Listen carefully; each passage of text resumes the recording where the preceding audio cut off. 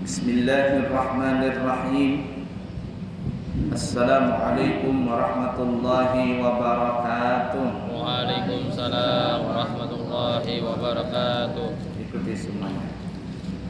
Bismillahirrahmanirrahim. Bismillahirrahmanirrahim. Alhamdulillahi rabbil alamin. Alhamdulillahi rabbil alamin. Allahumma fasalli wa sallim Shalli wa sallim ala sayyidina Muhammadin ala sayyidina Muhammadin wa ala ali wa ala ali sayyidina Muhammadin. sayyidina Muhammadin. Qala Qala al-muallifu al-muallifu al-imam al-imam Abu Zakaria Zakaria Yahya Yahya bin Sharaf bin Sharaf An-Nawawi An-Nawawi Asy-Syafi'i Asy-Syafi'i Al-Asy'ari Al-Asy'ari radhiyallahu ta'ala anhu radhiyallahu ta'ala anhu fi kitabihi fi kitabihi Riyadhus Shalihin Riyadhus Shalihin rahimahullahu ta'ala ta'ala wa nafa'na bihi wa nafa'na bihi wa bi'ulumihi wa bi'ulumihi fid din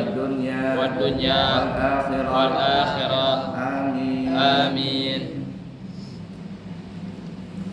Sebelum kita melanjutkan pelajaran di dalam kajian kitab Riyadhus Shalihin, ada sedikit informasi. Yang pertama, di pesantren kami Al-Islami Nurul Anwar, Ambura Wangdarat, Semboja Barat, Kutai Kartanegara, menerima santri gratis di dalam dua kategori. Yang pertama, kami akan memberikan sekolah dan pelajaran gratis kepada golongan anak yatim, dengan syarat apabila bapaknya meninggal dunia dan ibunya tidak menikah lagi, maka kami siap menerimanya. Tetapi ini untuk tingkat SD, jadi kelas 1, 2 sampai 6 SD, atau di pesantren namanya ULA.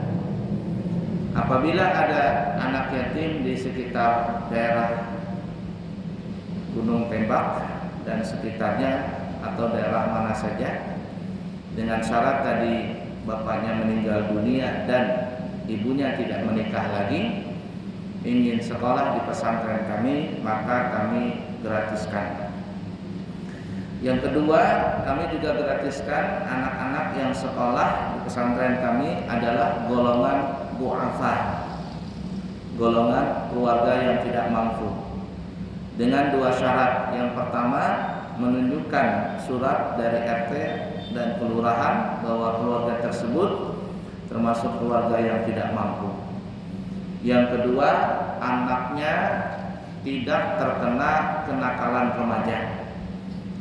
Kalau sudah terkena anak yang bisa merokok, yang bisa ngelem, bisa begadang, masuk geng motor, apalagi, jangan dimasukkan ke pesantren Nurul Anwar, ya, karena kita ingin menjadikan anak-anak yang belajar di pesantren ini adalah menjadi pejuang, mujahid, penerus dakwah Nabi kita Muhammad sallallahu alaihi wasallam.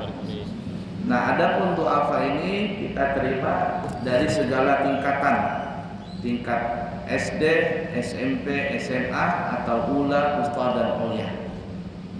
Nah, jadi apabila ada masuk kategori dua tadi, anak yatim dan du'afa, maka silahkan mendatangi pesantren kami dan mendaftarkan anak tersebut.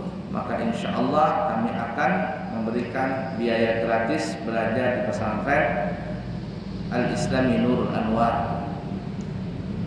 Kemudian informasi berikutnya, insya Allah nanti kami akan berangkat umrah membawa jamaah di tanggal 14 September.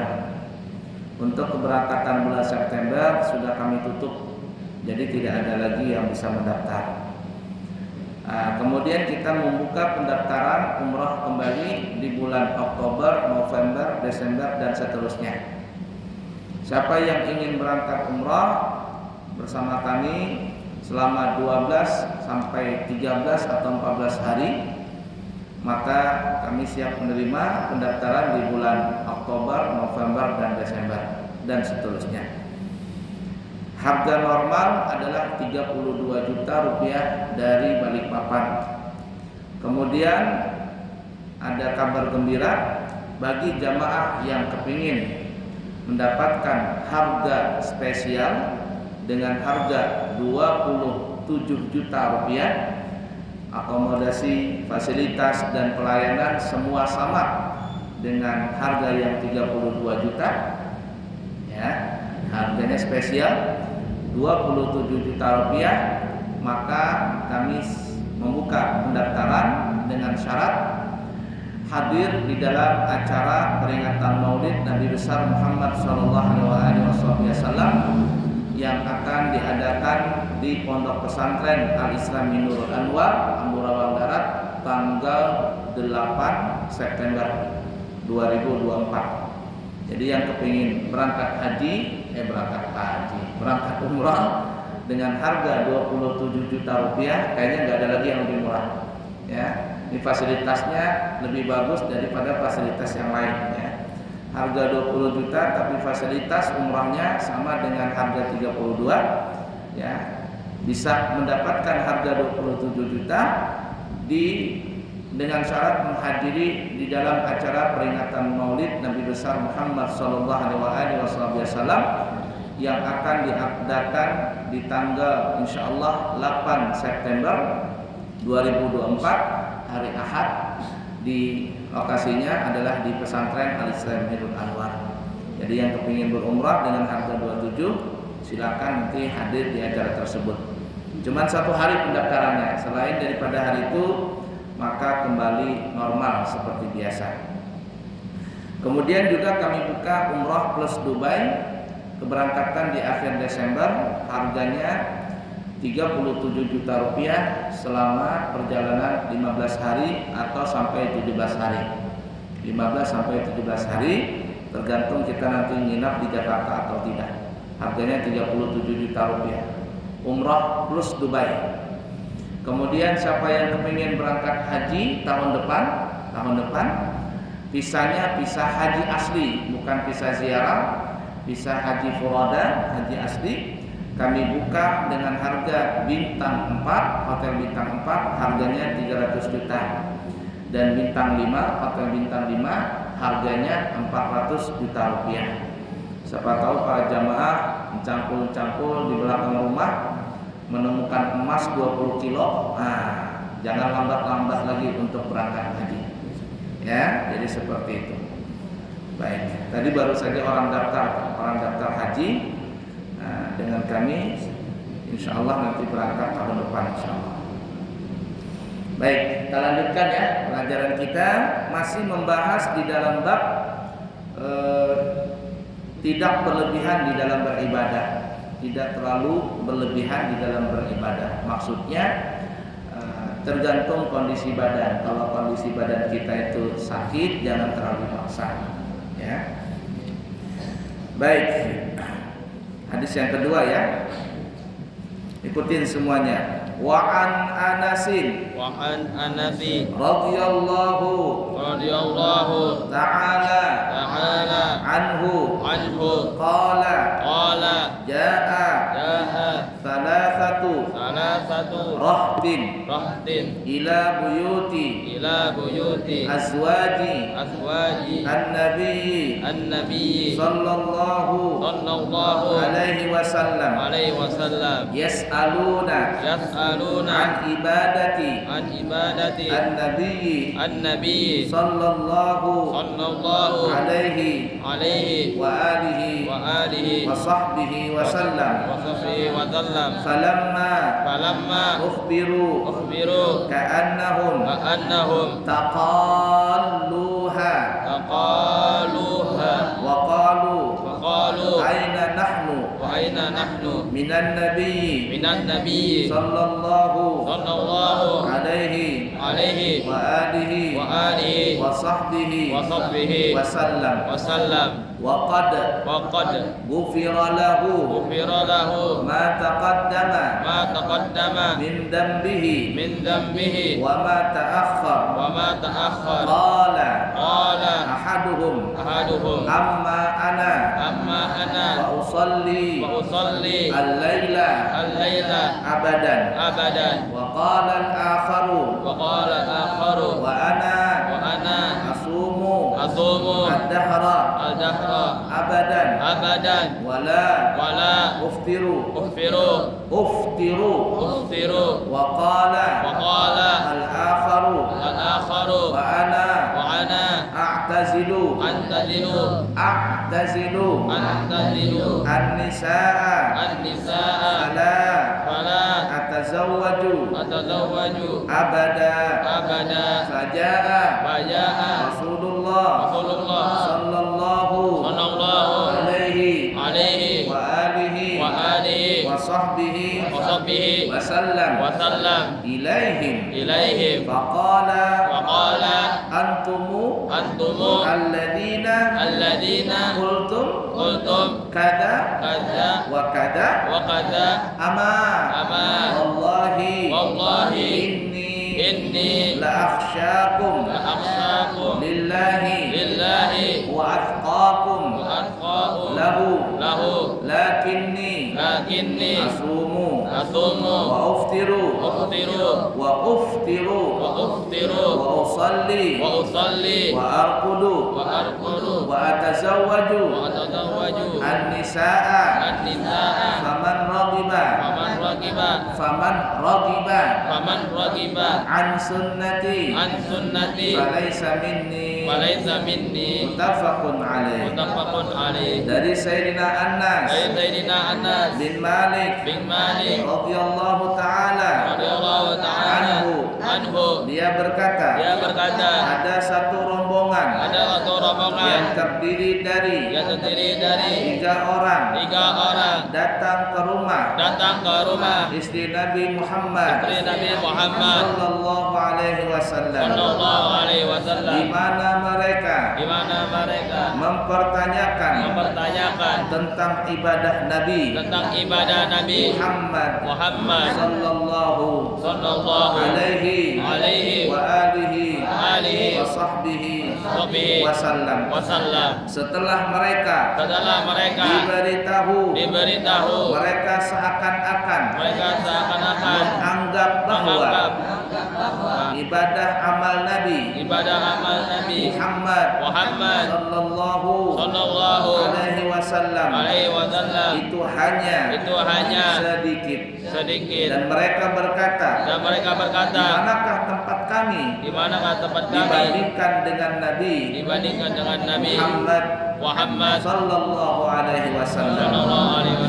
Padahal beliau telah diampuni semua dosanya, baik yang telah lalu maupun yang akan datang. Salah seorang di antara mereka berkata, saya selamanya sholat sepanjang malam. Yang lain berkata, saya selamanya berpuasa sepanjang tahun dan tidak pernah berbuka. Yang lain lagi berkata, saya menjauhkan diri dari perempuan dan tidak akan kawin selama-lamanya. Kemudian Rasulullah sallallahu alaihi wa alihi wa sahbihi wasallam datang dan bersabda kepada mereka kepada mereka, kamu sekalian tadi yang berkata begini dan begitu, demi Allah sesungguhnya aku adalah orang yang paling takut dan paling takwa kepada Allah di antara kamu sekalian. kalian, tetapi aku berpuasa dan aku berbuka, aku sholat dan aku tidur malam, serta aku juga kawin dengan perempuan-perempuan. Barang siapa yang benci terhadap sunnahku, maka ia tidak termasuk golonganku. Hadis riwayat Bukhari dan Muslim. Jadi kata Sayyidina Anas bin Malik, ada 3 orang datang kepada salah satu rumah istri Nabi Muhammad sallallahu alaihi wasallam. Di sini tidak diceritakan rumahnya siapa, tapi bisa saja adalah rumahnya Siti Aisyah radhiyallahu taala anha. Karena Siti Aisyah ini adalah istri yang banyak sekali meriwayatkan hadis. Jadi 3 orang ini, 3 sahabat datang ke rumah istri Nabi. 3 orang ini bertanya kepada istri Nabi, wahai istri Nabi Muhammad SAW, kami ini kepingin tahu bagaimana sih ibadahnya Nabi Muhammad sallallahu alaihi wasallam itu.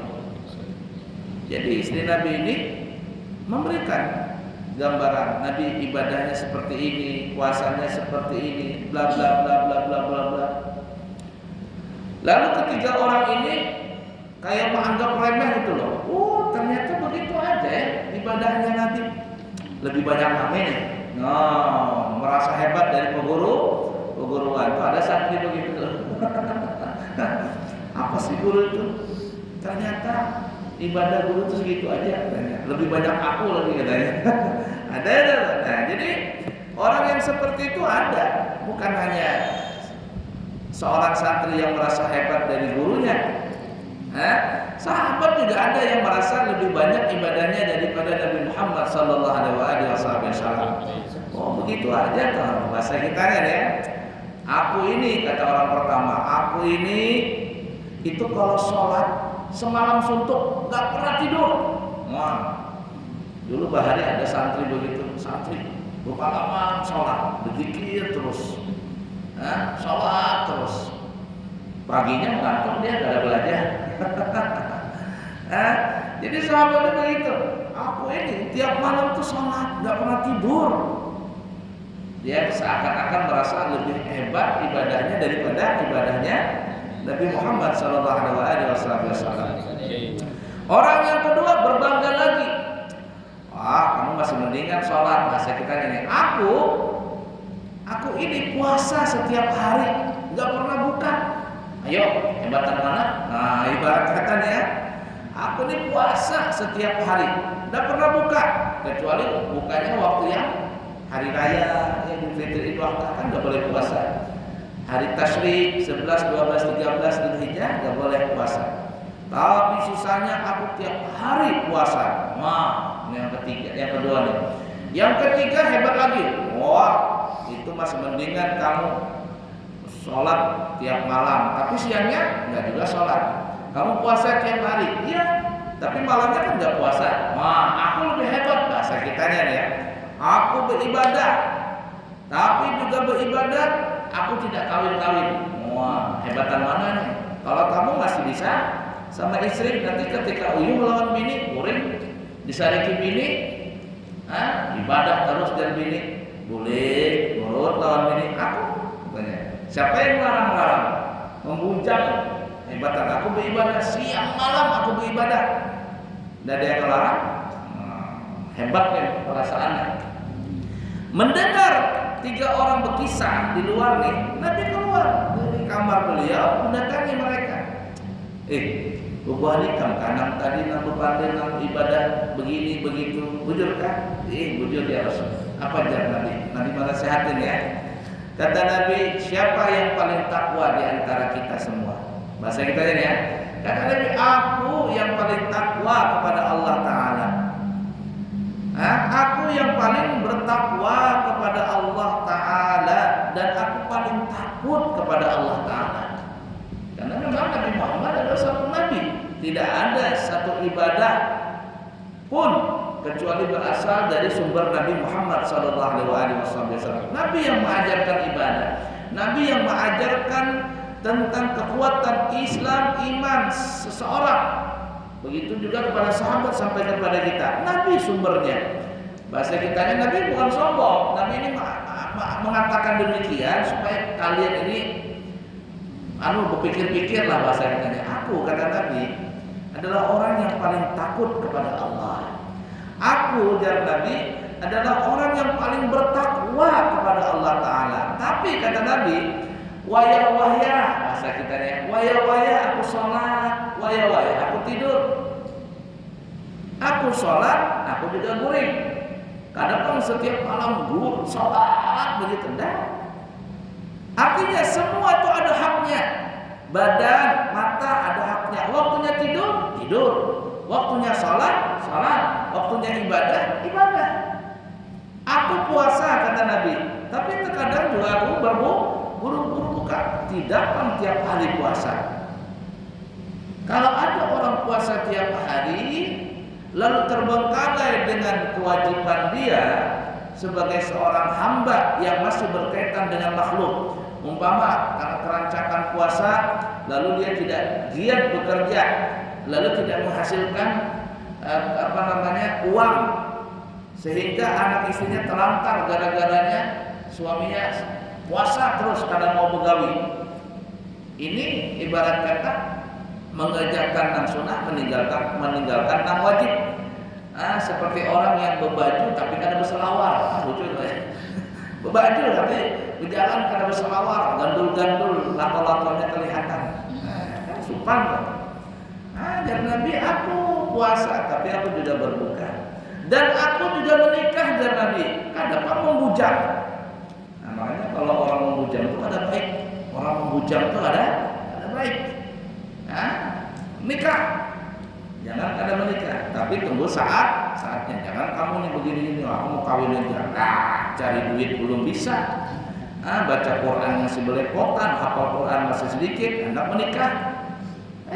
Gimana? Jangan mikir itu binian dulu, nanti aja. Belajar dulu betul-betul. Belajar betul-betul. Nabi aja menikah umur berapa Nabi menikah? 25. Kamu jangan menikah sebelum umur 25. Punya tekad itu. Walaupun ada yang menarik, nanti aja umur 25 saya menikah. Sesuai dengan apa yang dikerjakan Nabi. Begitu tuh yang hebat. Ini pikiran beginian aja. Jangan, rusak. Itu racun tuh. Terus Buya sering bilang paling besar atau yang paling dahsyat menghancurkan gagalnya seorang santri dalam menuntut ilmu itu adalah perempuan. Itu paling besar itu. Ya, lawan jenis perempuan juga begitu. Perempuan pikirannya lakian aja, gagal, pasti gagal. Sekolah di pesantren manapun gagal dia. Apalagi lakian.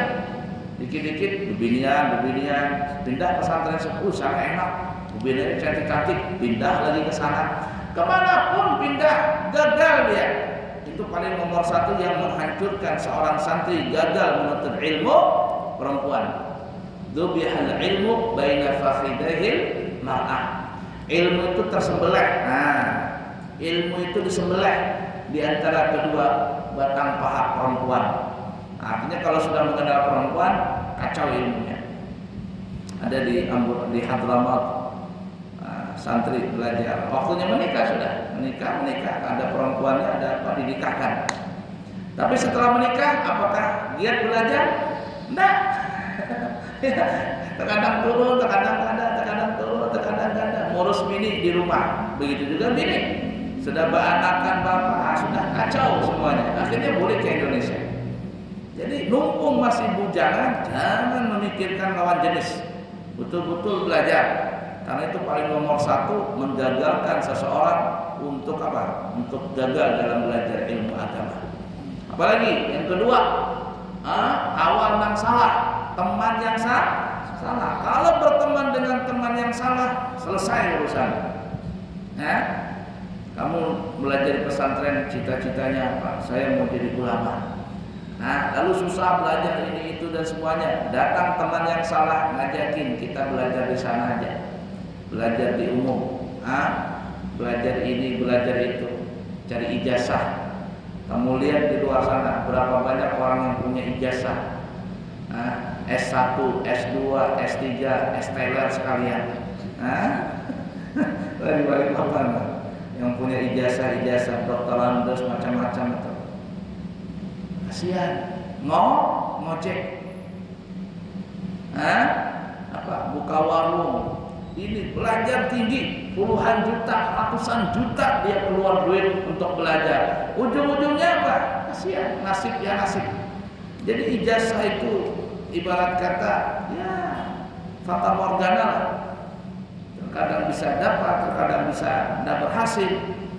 Nah, tapi yang penting itu adalah skill, kemampuan di dalam mengarungi dunia ini. Kita punya skill apa, kebiasaan. Di luar sana banyak orang tidak memerlukan ijazah. Ijazah ada, ini cuma formalitas saja. Yang dilihat adalah skill kita. Skill, kepintaran kita di dalam mengolah apa yang kita kuasai di bidang itu. Nah, tuh, jadi seperti itu tuh. Jadi aku menikah juga, aku kawin, waktunya beribadah, waktunya dengan istri. Kadang mau beribadah terus-terusan. Begitu juga santri. Waktunya tidur, waktunya main, waktunya belajar, waktunya baca wirid, jangan kebalik-balik. Waktunya baca wirid, tidur. Waktunya tidur, main bola dia. Jangan. Itu tidak disiplin di dalam mengatur waktu.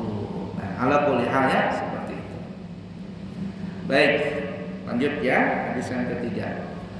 Wa an ibni Mas'udin radhiyallahu ta'ala anhu anna nabiyya sallallahu alaihi wa sahbihi wa sallam qala halaka al-mutanatti'un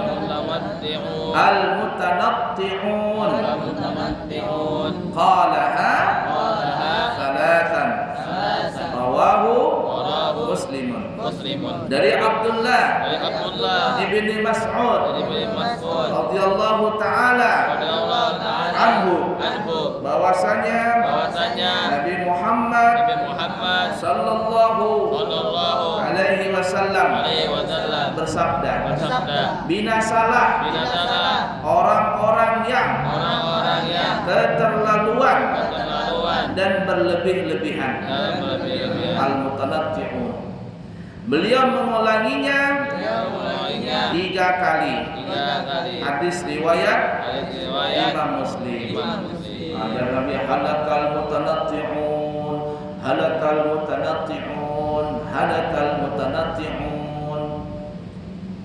Rugi, celaka orang yang biar orang baca itu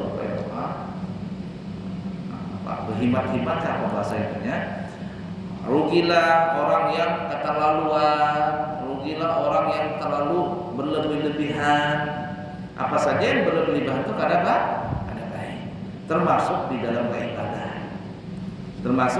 beribadah. Artinya semua itu ada batasnya. Nanti kita akan sampai waktunya ya di hadis yang lain. Kata Nabi, mata ini ada haknya. Gunakan hak mata untuk tidur. Waktunya tidur. Waktunya ibadah. Apalagi perut juga ada haknya. Waktunya makan. Jangan kada makan puasa terus, tidak boleh. Waktunya apa? Kepala hendak istirahat, silakan istirahat. Semua punya hak ini. Ketika kita memberikan hak kepada anggota badan kita masing-masing, maka kita dapat pahala. Termasuk, termasuk alat kelamin itu ada haknya. Ketika hak kelamin tadi diberikan kepada yang benar, jadi seorang suami memberikan kewajibannya sebagai suami kepada istrinya, jadi pahala. Untuk orang berikut begitu terus, jangan, tidak boleh. Jangan Nabi halakal mutanatti'un, rugi, celaka orang yang berlebih-lebihan. Entah di sini ada tadi disebutkan kayaknya dalam riwayat yang lain ya, dalam riwayat yang lain ada seorang perempuan datang kepada Nabi Muhammad Shallallahu Alaihi Wasallam. Datang. Tiba-tiba perempuan ini bilang, ya Rasulullah, ada apa ibu? Kata perempuan ini, dia mau menggugat cerai suaminya. Katanya dia mau cerai dengan suaminya.